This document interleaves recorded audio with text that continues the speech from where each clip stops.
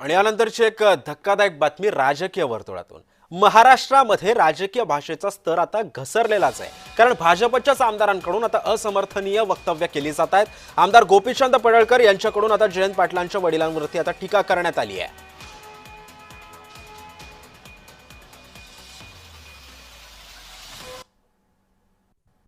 अरे जयंत पाटला, तुझ्यासारखा भिकारी अवलाद गोपीचंद पडळकरची नाही। माझ्या ती धमक आहे कार्यक्रम करायची। तुझ्यासारखी ती अवलाद नाही। तू राजाराम पाटलानं काढलेली अवलाद मला अजिबात वाटत नाही।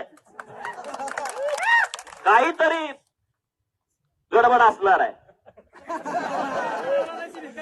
एवढ्या खालच्या लेवलला। आता माझा दांडियाचा कार्यक्रम आहे गरबाचा, ये माणसं पाठव, डोळं तिपून जाते तुझं कार्यक्रम बघताना। त्यामुळे आता सध्या राजकीय भाषेची पातळी आता खालावत चाललेली आहे। सरकारमधले नेते मंडळीच अशा पद्धतीची खालच्या स्तरातील वक्तव्य करतायत आणि त्यामुळे सध्या आता राजकीय ज्या काही नेते आहेत त्यांच्याकडून सुद्धा असभ्य आता भाषा आता या ठिकाणी केली जाते। टीका करताना टीका करावी, मात्र जरूर करावी। टीका करताना भान बाळगून टीका करा, असं सुद्धा आता बोललं जातं।